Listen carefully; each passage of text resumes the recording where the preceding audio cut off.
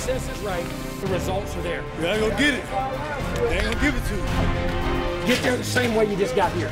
One play at a time, one situation at a time. Love, trust, and believe. Stay true to the process. Everything will be good. When we do things right, we're always going to do things right. We're always going to be here.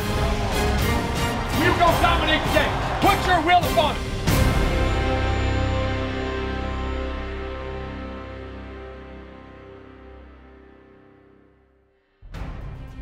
The Texas A&M football off-season special is presented by Opportune.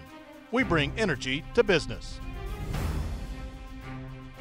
So glad that you have joined us. Welcome to the south end zone of Kyle Field. And it is here on September 2nd that the Texas A&M Aggies will kick off their season against the New Mexico Lobos.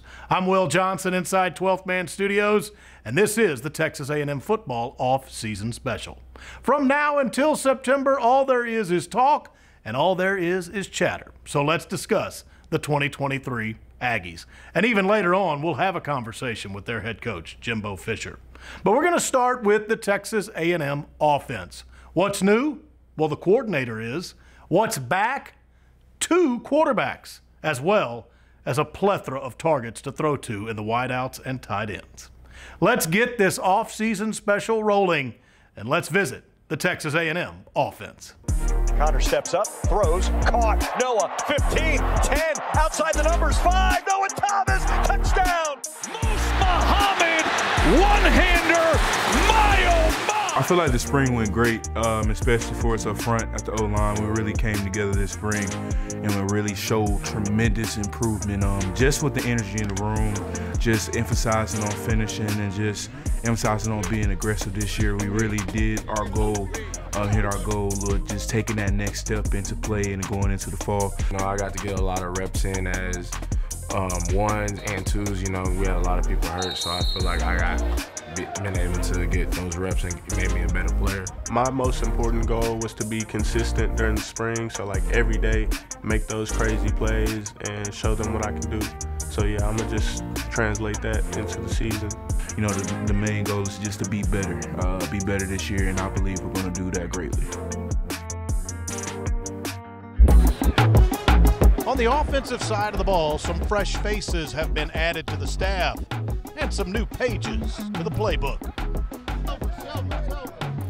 So there are some similarities to what we had last year, you know, just some plays that kind of overlap into people's offenses. But what I think the main difference is the use of deception in Coach Petrino's offense. So pre-snap motions, being able to disguise single receiver sides with motioning 2 tight ends over to the opposite end.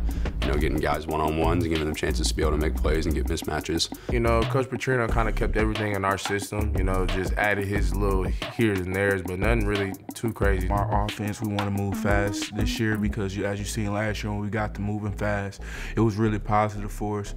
So we want to keep that going, and that's a really big thing that I believe we could be successful in if we just keep going at it every single day. You know, I also love the fact that he really does use 3 tight end sets and, you know, utilizing one of the tight ends as a fullback and utilizing the other 2, maybe one split out and one attached in the end line.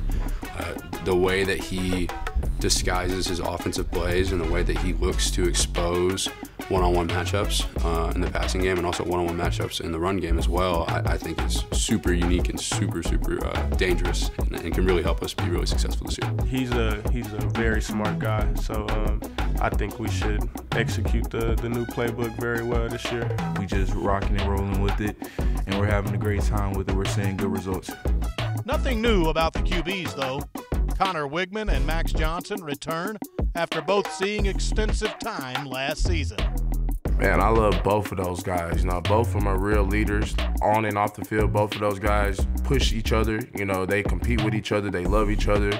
They make sure everybody knows their job. Like both of them, they do a great job as being quarterbacks. I feel like we got the 2 best quarterbacks in the country. Man, Connor, just a talented guy, man, and just someone who's out there on the field, calm, cool, and collected. And then Max, you know, he's got a ton of experience. He's played in the SEC 2 years now. He's a guy who is an absolute gamer. He wants to go out there. He wants to compete. The guy is the most competitive guy that I've ever met. So I think they're both extremely talented and would love to have either one of them be leading us on the field this year.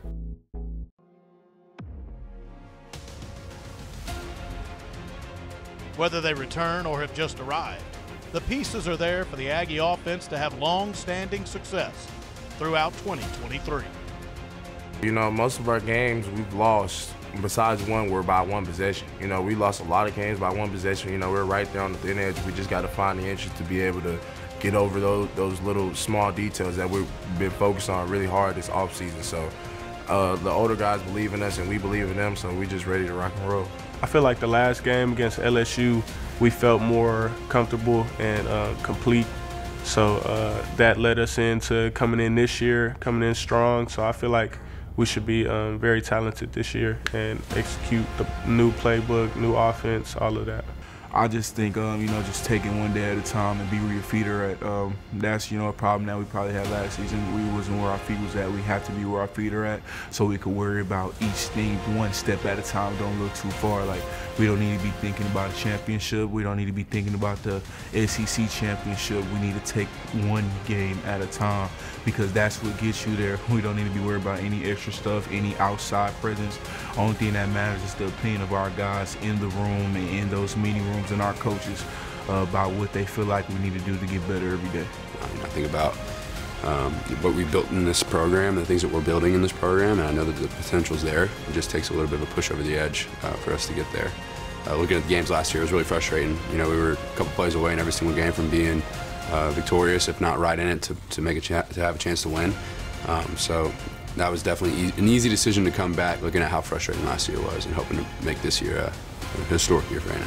1, 2, 3.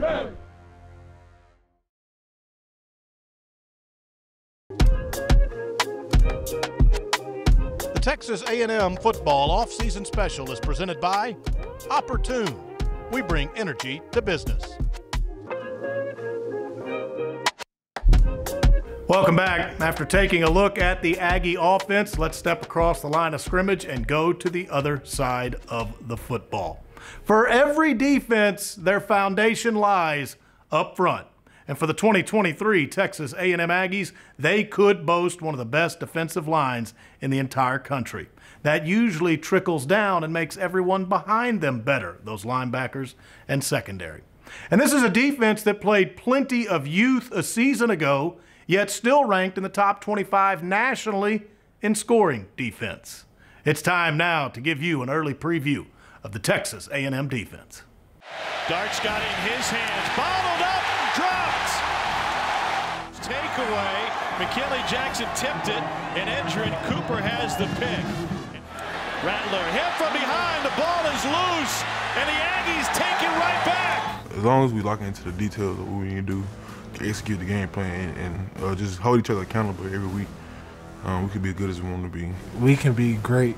Well, as a unit, it's so many parts to our defensive line. Everybody's moving around a lot too, so we all play different positions, and that's big for us being able to play two roles for the whole deal.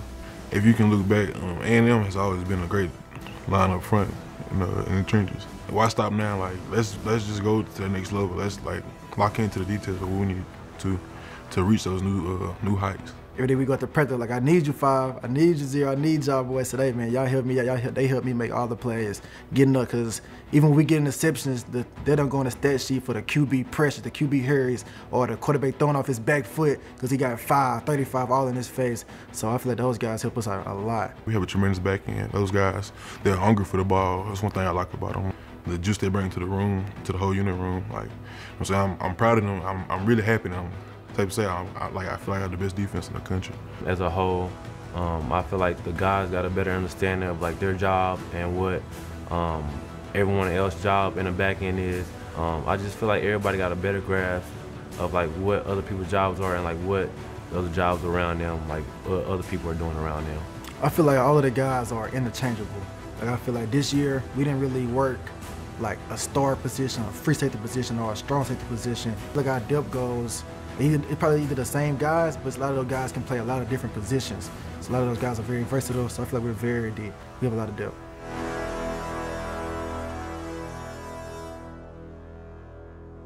There's talent and depth in abundance on the Aggie defense, but this group dug deep on the small details during spring ball.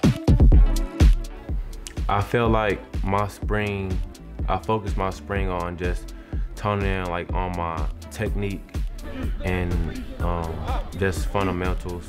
I feel like last year I got away from that a little bit, and so this year I feel like I just need to go back to the basics. I feel like my spring went really well. Took some steps forward. Me and the guys, we went out there every day, worked hard. I feel like out of those 15 practices, we took a lot of steps, learned the playbook a lot well. Scheme-wise, the guys got, we came together a lot more this spring. I'm actually in a good place right now. Going into spring ball, it was like a test that I wanted to test myself to see how strong and how flexible my arm would be after coming off the injury. And it's actually doing good. I could say it's better, like it's more stronger than it was before because I've been more focused on the shoulder and the arm. Right now, cause it's spring cleaning of myself right now. Really just like getting new thoughts. Just maturing my body, my mind, and my soul. Trying to, you know what I'm saying, prepare myself for the summer, then on to the season. In a league full of stout defenses, this group looks to firm everything up and establish itself as one of the SEC's top units. I feel like the team that you guys saw against LSU is the team that you're going to see this year. Like, those were most of the young guys playing, a lot of guys getting experience even throughout the season. But I feel like we're going to be off to a great start this year. Those guys got a lot of reps towards the end of the season, and you know, reps help you like get more confidence and know more stuff on the field because you've repped it so many times. And I feel like that's going to be a big part for the D-line. Just the young guys getting that experience. So now when they go, they won't have to second guess themselves. They have an idea of what they're going to get. I just want this offseason to go right, just building strength, speed, condition, everyone healthy, and then just go into the season with a chip on our shoulder from last year, because last year we just didn't get the job done. So I just feel like this year to have that chip on our shoulder, just go out and dominate each and every game this year. Most definitely. He's things are pretty much the same. He changed a couple things up coverage-wise, but I feel like we have a lot of trust in Coach Dirk, and we feel like he's going to put us in position to make the right plays. He trusts the guys upstairs. So we just go out there, work hard every day, and just, like I said, trust in the coaches. My play hurt last year a little bit. I felt like I was banged up a little bit last year, just with like small injuries, and I felt like I couldn't play to my full potential because of that. So it was like a very hard decision whether I should go or come back. So I just like talked to God about it, talked to my family, and it just was on my mind that I think I should come back.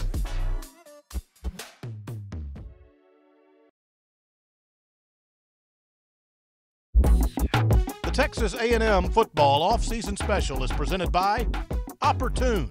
We bring energy to business. The wait is on for September 2nd here in College Station. That's when the Aggies start the season. And they'll have to be ready early because the first month brings them 3 Power 5 opponents. On September 9th, they're at Miami. September 23rd, Auburn comes to Kyle Field to start SEC play. And then on the 30th, A&M is in Arlington for the neutral site game against Arkansas. As we said earlier, during those slow off-season months, all there is talk and chatter. Or as Jimbo Fisher likes to put it, talking ball. So let's do exactly that. When spring practices were complete, we brought Coach Fisher into 12th Man Studios for a casual conversation.